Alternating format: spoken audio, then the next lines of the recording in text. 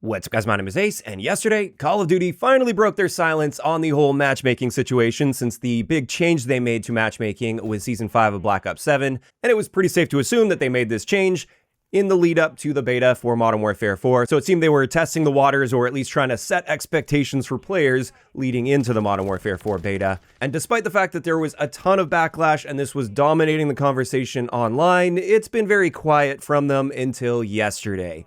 We got a fairly big Twitter thread from them, and it's pretty clearly not what the vocal online Call of Duty community at least wanted to hear, because with the first tweet, they said the initial batch of data is showing strong improvements with the new system. So let's dive into this with some of the data that they shared here. The first thing here is they said, first, players are sticking around longer and playing more matches, and since Season 5, quit rates are down across every skill group, and for more than half the players, they dropped 41%. Search times are also down versus Season 4, average ping has improved, and of course time of day, location, and your connection still impact your experience the most. They then went on to share a few actual numbers here. They said, we know some players like open, but the issues were clear. For 80% of the players in Black Ops 7 from launch till Season 4, open versus standard saw 32.7% higher quit rates, 14.4% fewer kills per minute, 5.3% lower win rates, 59.2% more fun ratings, and on Nuketown 24/7 specifically, quit rates had jumped 141%. And they said our most competitive players were leaving 1 in every 3 matches. So quit rates skyrocketed, and it was disruptive across every skill group. Then after that, they shared a bit about disbanding lobbies, and I want to talk about this one a little bit later in a dedicated section of the video, but just the overview of it. They said about 50% of the players will leave after the first match, and by Game 3, almost none of the original lobby remains. They also say backfilling takes longer and starting fresh gets players into a match faster and lets us better prioritize ping. Then getting away from the data side of things, they also said there's 2 things they want to clear up. First, this is not a return to the tighter matchmaking of recent games. Could have fooled me with that one with my experience in Black Ops 7 with Season 5. Second, every Call of Duty has had matchmaking that considers skill, including Black Ops 1 and 2. Obviously that's the case, but it's also very obvious that the systems back then are very, very different from the systems we're experiencing now. So to me, this statement doesn't really mean anything. We're not complaining about the fact that skill is a consideration. We're upset with the fact that this system feels absolutely nothing like that old style of matchmaking, despite the fact that it was apparently inspired by the classic style matchmaking. So I think that statement's kind of ridiculous, especially within the context of how they framed how this matchmaking was supposed to work before they released it in Season 5. But next, they said, some of our top players are facing tougher competition, but they're quitting less. We hear the feedback from this group about wanting more match variety and wanting tougher matches to actually mean something. We expect match variety will continue to improve for this group of players in the beta. The work isn't done. And then I'll just quickly wrap up here with the last one. They said, what happens next? The Modern Warfare 4 beta will use the new system, but they'll also have open matchmaking available, so we can keep learning from both. We'll keep looking at the data, listening to what players are telling us, and improving. Call of Duty is about having fun, and matchmaking exists to support that. Our goal is simple: make every match a good match. So that's the thread, and the online response to this has been overwhelmingly negative and pushing back against this. In fact, at this point, most of these tweets have been community noted. Although I do want to point out these specific community notes, some of them aren't really that strong. It's more so just that when you see community notes, that tends to mean there is massive pushback against whatever is being tweeted. So the fact that these community notes exist more so just shows that the community is not having it. They're not happy with what they're hearing here. And of course, it needs to be acknowledged, we're talking about the vocal online Call of Duty community, not the average casual player that plays Call of Duty but doesn't go online talking about it, ranting about it. They probably don't even know what SBMM means. And those types of players do make up the majority of the player base. So I just wanted to make sure I'm stating that up front to try to keep this as balanced as reasonably possible. Although, of course, my personal opinions are going to skew in a direction, as they always do with this topic.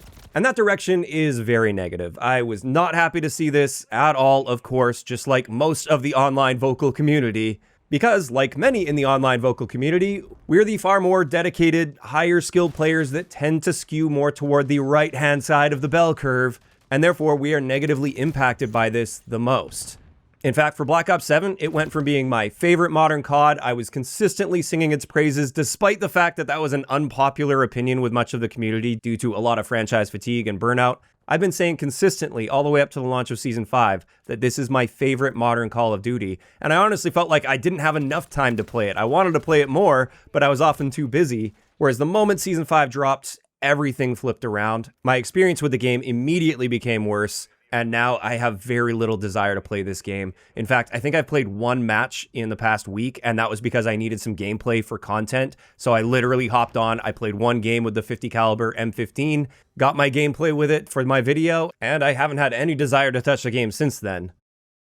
So to me, seeing this response and the online reaction to it really seems to indicate that there's a big disconnect here between their metrics and what their data is showing and what the vocal community actually wants to see and what their experiences with the game are. And I think this is an issue. I know this is a tricky thing to balance. There's a ton of moving parts here. Again, we are also the minority of players, but it does feel very frustrating that among the group of the most dedicated, loyal fans that are actually online talking about the game, it's very frustrating to see that our personal experiences have become so much worse with this change, only to be met with them basically saying, actually, our data says you're having more fun, so we're sticking with it. The way I see it, metrics are obviously very important to track, and they should be used to some degree to be guiding decisions. In saying that though, metrics don't paint the whole picture. They don't tell the whole story of what's going on, and community feedback should also be taken into consideration here. And at least based on what I'm seeing, it doesn't feel like that is what's happening. Instead, what it feels like is they don't care at all about the dedicated online community that's actually providing all of this feedback and talking about how their experience has suffered so much. And instead, they're just looking at their metrics and saying, actually, no, that's not what our data is showing, so too bad. And I think this is potentially highlighted here by some of the data that they were sharing. In that one tweet, they said for 80% of the players in Black Ops 7, and then they did the comparison with open versus standard. What about the other 20%? I'm guessing most of that 20% is going to be the people that are on the higher skill side, generally the most dedicated players, the ones you do hear about online. While I believe the data that they shared here is accurate, to me what that means is if you're in that 20%, too bad. Our data is showing this is better for the 80%. So your feedback in the top 20%, it doesn't matter. Your experience doesn't matter. And we aren't going to try to do anything to help you guys out at all. We're just going with what the data shows. And obviously, I understand that you want to make the biggest portion of players happy and you want to keep them engaged in playing your game. I totally get that. And I don't expect everything to be catered toward that top group of players that's in the top 20%, for instance. But in saying that, I don't think that top 20% should just be ignored and their experiences just discounted. And I think that's where a lot of that frustration is coming in, where they're sharing these metrics to people that are being negatively impacted by this and saying, well, all the other people that aren't you, they're having a better time. So too bad. We are going to actively manipulate the experience at your expense to ensure that those players have a better time. And you'll just have to suck it up and deal with it. And I do think part of the issue with this is they're using the algorithm to manipulate that experience to create these metrics that they want to see, rather than potentially taking a step back and looking at the root of some of the issues, or exploring alternatives that could make both sides of the equation more happy with the situation. I do think part of the root of the issue here that has changed significantly from older Call of Duties versus modern Call of Duties, for instance, is the fact that the mechanical skill gap has gotten a lot higher in modern CODs. And by mechanical skill gap, I'm talking about things like movement and hand-eye coordination and reaction time. All of those things combined have become a lot more important than things like understanding the map and your positioning on the map, for instance. That is a much more difficult gap to close. For many people, they don't really see a clear path to improvement there, and oftentimes they can't even comprehend what the higher skill players are doing in order to gain the upper hand against them with their crazy movement techniques that are outpacing the netcode, compared to having things at least a bit more on the balance side where things like map knowledge and positioning are more important. And that's something where it's a lot easier for a lower skill or an average skill player to really comprehend and actually see a path to improvement with over time. So when they do get into a lobby with somebody that's higher skilled than them, they're going to feel like they have more of a chance in that situation as long as they position themselves well. And so in those situations, having that looser matchmaking with more variety present where there is more of a chance of running into different skilled enemies, it's less frustrating for the lower skill players, and it allows for that extra variety for the top skilled players. And I do think that's a lot of the magic that has been lost compared to classic Call of Duties. And it's one of the reasons the ports, for instance, for Black Ops 1 and Black Ops 2 have been so popular, is there truly is a whole lot more match variety there, which apparently doesn't work in modern COD, so they have to restrict that and significantly reduce the variety, especially for the players on the top end. They need to make sure they're isolating those players from the rest of the community so they don't harm the experience for the rest of the community. But in doing so, that destroys the experience for those top players. And on a similar note here, they did mention that they hear the feedback from the top players about wanting more match variety and wanting tougher matches to actually mean something. This is another area where I feel we could see some improvements that would at least make this style of matchmaking a little more tolerable if you are within that group of top players. And a big thing that I've been asking for years now is if you are going to have this very strict feeling matchmaking in public matches, we should at least have something to show for it, something to work for, something that makes us feel good about the fact that we're playing a totally different version of the game compared to everyone else. And this would be showing us our actual skill rating in-game. Let us track that. Let us see what percentile we're in within the community. Not just when it comes to kill death ratio or score per minute or total score or anything. Those stats mean a whole lot less when you have a heavy-handed algorithm in the background that's dictating what your experience in game will be. Instead, what I want to see is your actual skill rating, or at least the percentile of your skill rating, because that would actually give you something to show for the fact that you have reached that level. And you can actually track that improvement over time as well, which is something that was also pretty much completely lost with a more strict matchmaking system. Now, obviously, this isn't an ideal situation because if you wanted to track that, if you wanted to see where you stand, and you wanted to play against other top players, if you're a top player, that's where ranked play should come into the equation. So it would seem a little bit redundant, but this is more of a compromise at the very least that I would be asking for if they insist on keeping a fairly heavy-handed matchmaking system in public matches, which it seems that's the route they're going. It's just little things like this that I think would go a long way when it comes to community sentiment and the sentiment among your top players to help us feel like our feedback isn't just being thrown in the garbage because their data says that our personal experiences are wrong. Now, additionally, taking a step away from that particular topic, another reaction I was having while reading through this is it seems like they're cherry picking certain metrics and potentially not considering all of the context behind it, or assigning certain meaning to particular stats that may not be entirely accurate. Like one thing that I was noticing here, when they're comparing open versus standard matchmaking, one stat they shared here, for instance, is for those 80% of players. Again, I am left to speculate here since we don't have access to all the data, but we're likely excluding the roughly top 20% of players here. Of course, it should be expected that in open matchmaking, with more match variety present, you're going to be seeing fewer kills per minute in the 80% of players, compared to a system that is actively trying to ensure that everyone is roughly on the same skill level. So of course, you're expecting to see a lot less variety in how people are performing in the match. And they're stating things like that 14% fewer kills per minute and 5% lower win rates for the bottom 80% of players in a lobby, as if it's a mark against the open playlists. And apparently those stats are contributing to their decision to move away from the open playlists, whereas the way I interpret those stats is the lower you make those values, the flatter of an experience you're creating and the less variety you're seeing. And interestingly, they advertise this new matchmaking system as having wide match variety. So this seems to be directly contradicting what they were advertising with the new matchmaking system. If they actually wanted to see wide match variety, these stats should be stated as positives toward the open matchmaking, not negatives.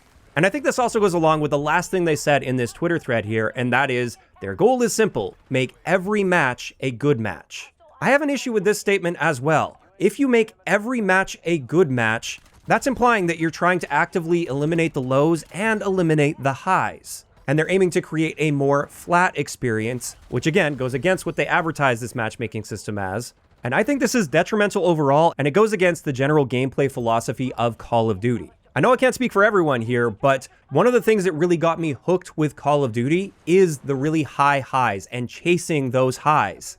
And Call of Duty created that high that other games couldn't match at the time, largely due to their streak system, which rewards you for performing well, and it makes those highs that much higher.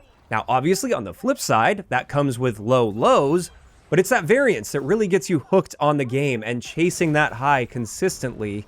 And the other part that goes into that is the desire to improve, to increase your odds of getting those highs and reduce the amount of lows that you experience. At its core, it's those elements that really help define Call of Duty as a franchise. Whereas now it seems they're chasing metrics to try to eliminate that as much as possible while still keeping that gameplay design present. And I mean, looking at the multiplayer trailer for Modern Warfare 4, at the end of it, it's all about dropping the nuke and the animation you see behind that. That's supposed to be sort of the highlight at the end of the trailer that's showing like, look how cool this is. And yet their decisions regarding matchmaking are actively going against that and pushing back against that core design. And they're basically stating that this is undesirable for people to be able to do things like that. So they're going to be moving away from that with their matchmaking while actively advertising, look at these highs that you could experience with this game.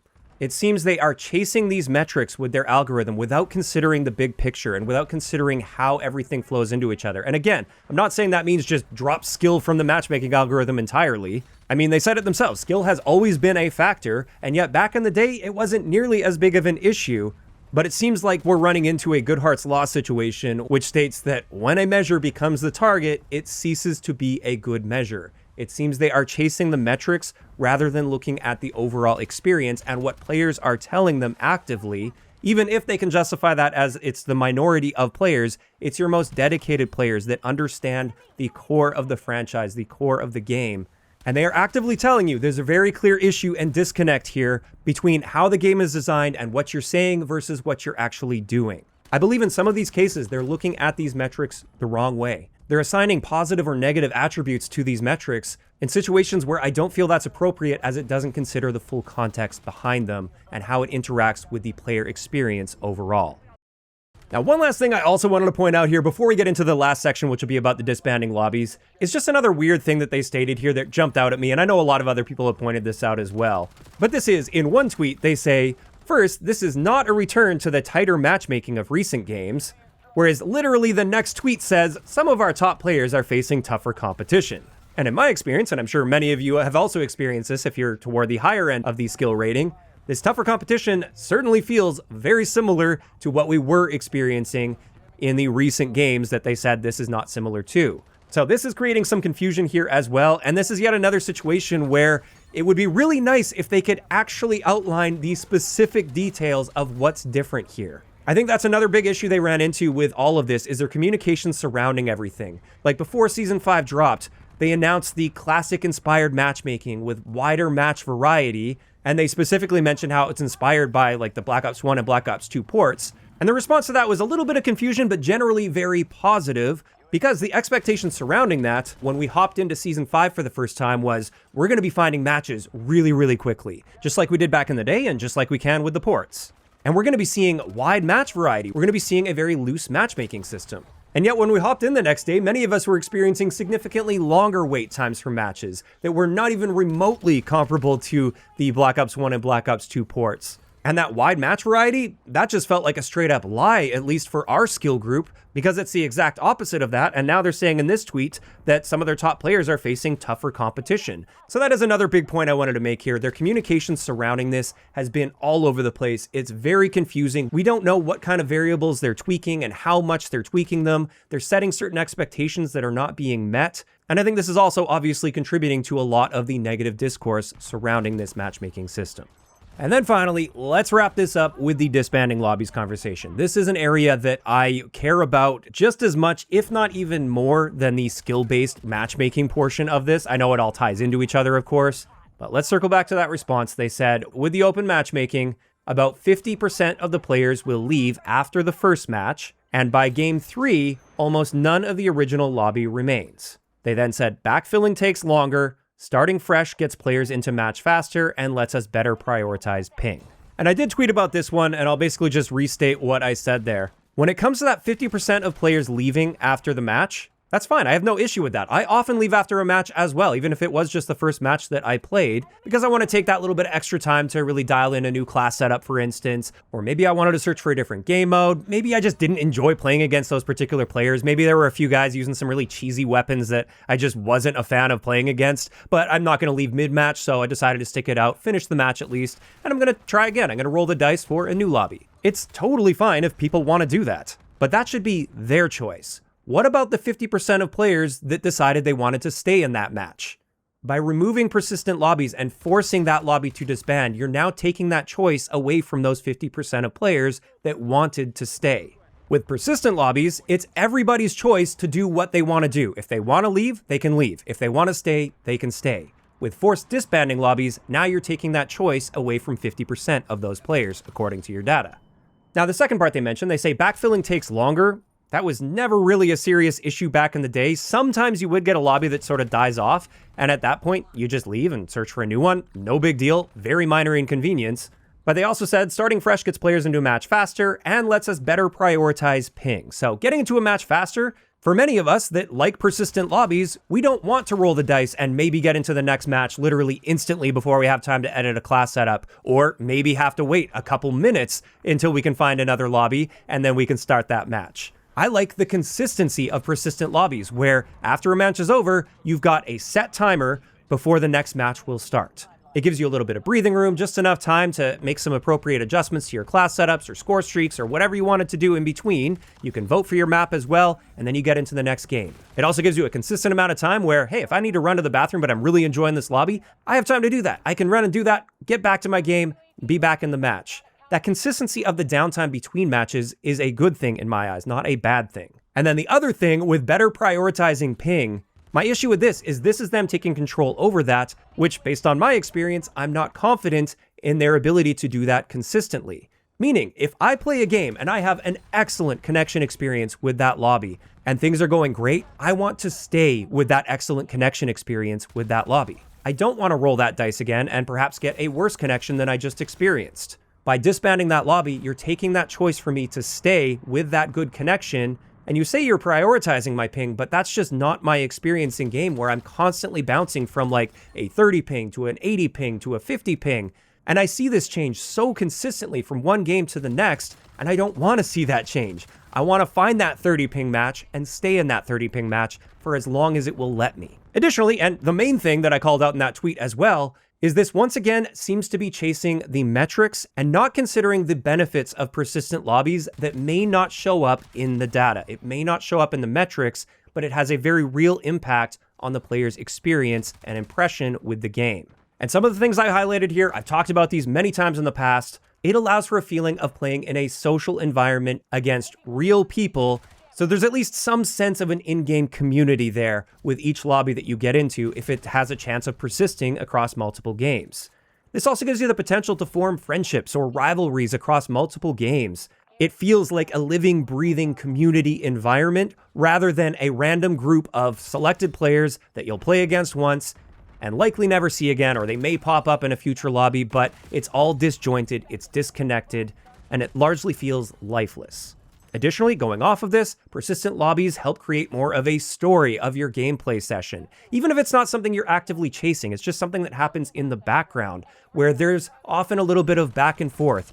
You may have a nemesis that you sort of developed in that one match, and they even highlight your nemesis in-game now. That's a feature they added, but that doesn't really mean anything if you don't have a chance for a rematch against that nemesis. Or maybe that previous nemesis ends up on your team and you mesh really well together and they become friends with you. That's stuff that happened all the time back in the day with Call of Duty. And not only that, there's also the chance of just rematch after rematch, and you might barely lose out one game, but you adapt your playstyle to those specific players, and you want that rematch to see if you can then come out on top against them.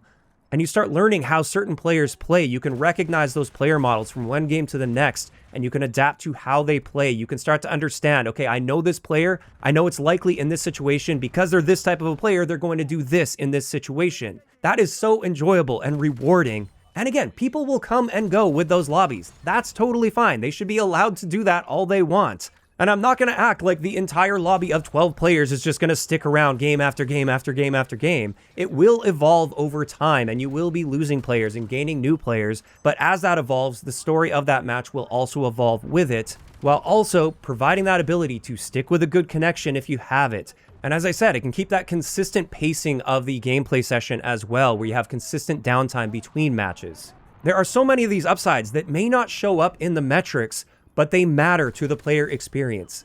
And by taking that choice away from us, by forcing lobbies to disband, you're removing all of those unmeasured benefits. And this is once again a situation where I feel chasing metrics without considering all the context behind it and the impacts that may have on the experience for the player is very short-sighted and is obviously going to be met with a lot of backlash like we're seeing here.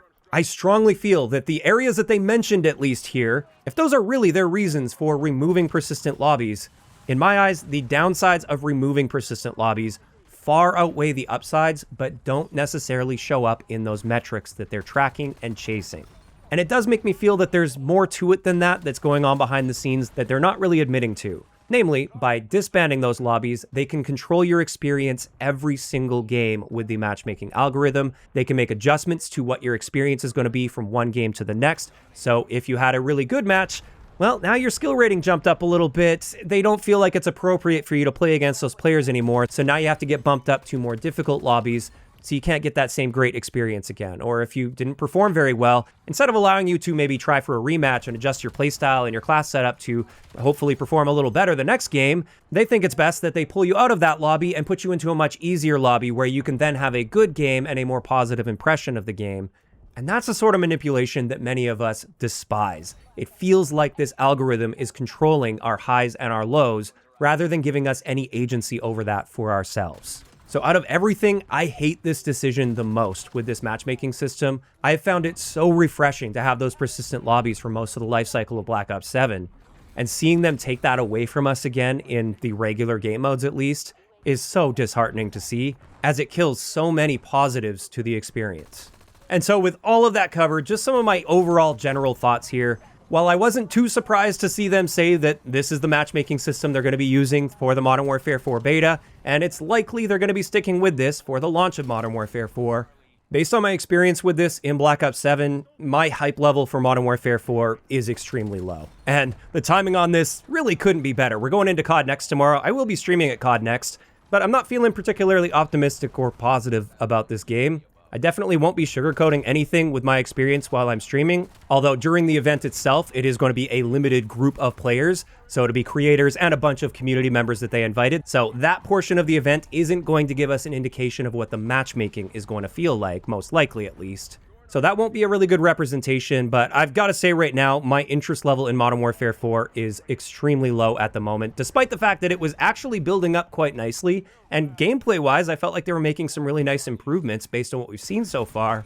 But I'm at the point right now where I'm likely just going to be treating this game as a content machine. I love making Call of Duty content.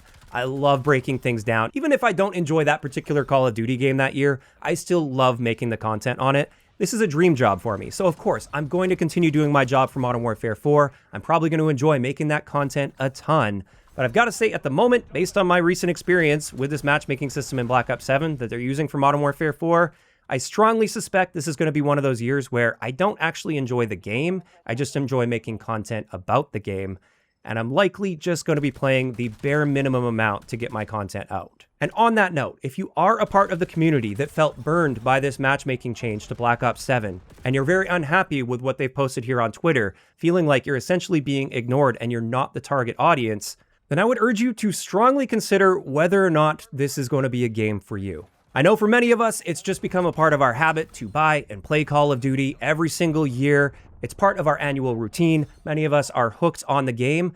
I think that's one of the big reasons they're able to get away with effectively ignoring this vocal community, because they know at least a good portion of them aren't going anywhere. They're hooked, they'll keep coming back even though they'll complain about it all year round. So I do urge you to consider whether or not you want to break this cycle.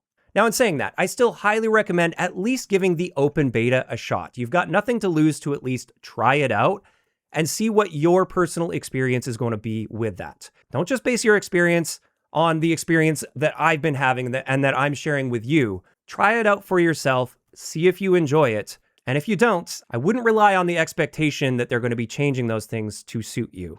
As far as what they've shown us, they don't really care about you, they care about their metrics, and they're going to chase those metrics, even if that means they have to actively harm your experience to make that happen. So there we go. Those are my thoughts on the situation right now, and this is where I want to hear from you guys in those comments down below. How are you feeling about this whole matchmaking situation and response? And has this changed your level of interest in Modern Warfare 4? If you enjoyed this video, a like rating is always appreciated, and don't forget to subscribe for more if you haven't already. I'll talk to you guys next time.